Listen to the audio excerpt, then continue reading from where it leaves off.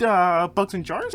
God dang it. Webster's dictionary defines the word puzzle as a question, problem, or contrivance designed for testing ingenuity, so it's a wonder that what's most intuitive is being helplessly confused. Gaining the status effect we like to call puzzled is part of the human experience. Picking up a Rubik's Cube in front of your friends and then being teased within an inch of your life is routine, a typical everyday occurrence that no one should be worried about.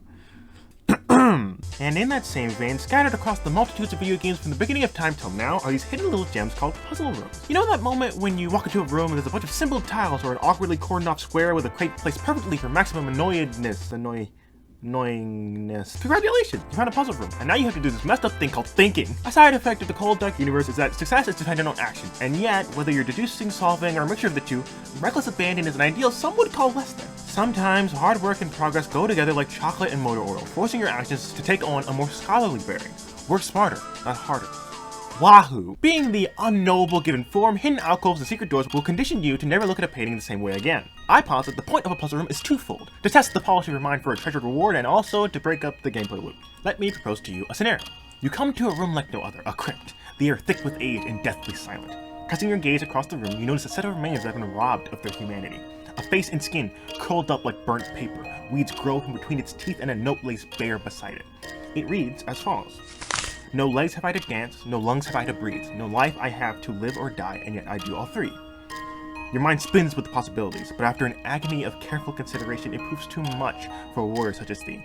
And so, you pay the ultimate price and look it up on the internet. I would like to say thank you to www.riddles.com for providing me with a cool fire riddle because I was too lazy to make one up, which kind of relates to what I want to talk to you about. You see, in most games, the introduction of new puzzle mechanics is staggered by difficulty, so much so that when it's done well, you should hardly even notice it. Your obstacles going in tandem with your skill.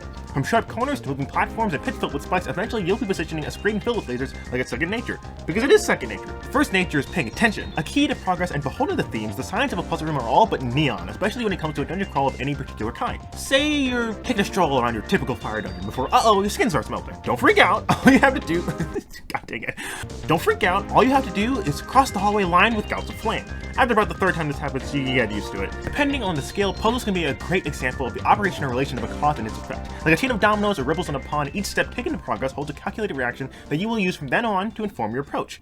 For example, when matching tiles, you'll be avoiding things like hidden pressure plates or decoy tiles, pits filled with spikes or snakes, and a general sense of heightened awareness. Moving blocks puzzles are usually isolated, although there can be an element of danger from enemies or a focus on precision with smaller routes for navigation. Finally, positioning statues or mirrors is all about line of sight and finding the correct order of angles to complete the circuit without looking too obtuse. Yes, that is an angle joke, and we are now moving on. The puzzling predicaments that you're placed into put a pretty precarious point of precaution as an ideal. A pie deal. Yeah, that being the case, how does one keep the balance needed for an outsmarter to continue to outsmart an outsmartee? Introducing traps! An invention so intuitive and widespread that the completely ethical thoughts of making some up is not scary and is in fact fun! Creativity comes in many forms, and one of those forms is the doubly deceptive task of trapping a puzzle room all of your own. It's easy to imagine that once the tools are in your hands, it would be fun to throw your weight behind them. I mean, the possibilities are staggering. You get to choose whether to think in a straight line or sideways or even upside down, and no one else can figure that out short of actively participating in an actively confusing game. You're like a puppet master who really hates his puppets. Looking at it from this perspective, it's clear that fear makes you fun to toy with. Explaining our intrigue with how we can invoke that fear by messing with your mind, man. Are you listening?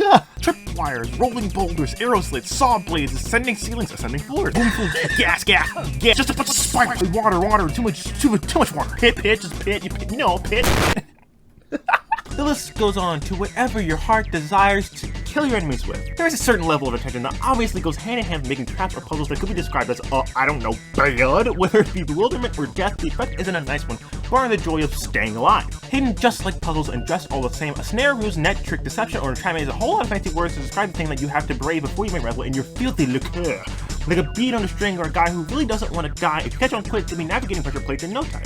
Obviously, there are many more types of puzzles and traps, but the frame of reference fits the same. In a space meant for problem solving, it's your hand that guides, your thoughts and actions that persuade a path toward the desired answer, and there's one dynamic subgenre that takes this thought process into a very literal sense. The only genre where you can crow hop your way to victory, the eponymous puzzle platformers. A treasured mixture of wit and speed the scholars maintain for a bit of light cardio. Floating platforms, hand plays, keep your continuous ascent continuous and put you in the place of a light-footed hero who really doesn't want to make any kind of misstep. Added onto that is piece number 2, a mind-stirring complication, the puzzle. Big or small, the cause and effects are hard to miss, especially when they're inevitably branded onto the back of your eyelids. 2 words, game over. try again works too. Here, having 2 left feet is a death sentence, and adapting to the immediate is your lifeline, changing short-sighted into a tactical complement, one that will take a lot of getting up and falling down to earn. Fleet of Foot, a title given to those who master the precision needed for jumping from one platform to another, all the while keeping in mind whatever extra obstacle hinders their progress, a pretty deadly way to multitask. So why don't we make things simpler? The final form of a puzzle room with a concept as simple as shooting a gun. Point and click. This mystery-driven mouse-dependent genre is centered around thorough inquiries and curiosity as an ideal. Following a found clue like a bead on a string is commonplace, further indicating the importance of mystery to a plot with description as the only mode of narrative transportation. Almost like a director, you interact with the world from the point of view of a rolling camera. Scrolling from side to side, the environment and scenery are one and the same, meaning a stick isn't just a stick, but also a weapon or a distraction or just a really important stick. It implores you to hold onto every found item with greater regard. With a set few actions at your disposal and an inventory for a toolset, the analog restrictions allow for a greater sense of engagement with the digitally presented predicaments informing your approach. Now before I get to my summary, I would like to take a look at a puzzle game that left a mark on my memory. So, let's do that. Return of the Obra Dinn is a monochrome murder mystery set on the 7 Seas. You play as an insurance inspector of the East India Company, tasked with investigating the long-missing trade vessel, the Obra Dinn, which unexpectedly re-emerges with no crew in sight. Using logic, reason, and a handily cursed compass, you navigate the crewmates' final moments frozen in time, to solve the deaths of each sailor and tenurman, create a timeline of each incident, and uncover the greater mystery as a whole. With the ability to hop through time, the laws of the natural world are pieces of a puzzle to you, and you dedicate yourself to putting it together, unraveling its mysteries, revealing small truths to bring larger ones into focus. Helmed by Captain Robert Witterell, the Obra Dinn began its journey with a full crew of sailors, foreign royalty, and a mysterious treasure chest set to protect from the dangers of the sea. But as good intentions start to decay and greed begins to fester, tragedy is never too far behind. Perplexing circumstances are a test of will, and provide us with the challenge that we have no choice but to face head-on. Whether it's messy or taxing or impossible to understand, the only measure of success that truly matters is if you see it through. I've come to realize that it's hard to see the other side of a problem when I'm currently in it, but when, not if, you see it through, in spite of your hardships, not one thing can take that away from you. And we should take more value in that. After the long day and all its narrow escapes, you'll steal a glimpse at the picture you worked so hard to build, that much closer to coming together. Thanks for watching. Take a break, clear your head, trust yourself, and try again. I'm trying to.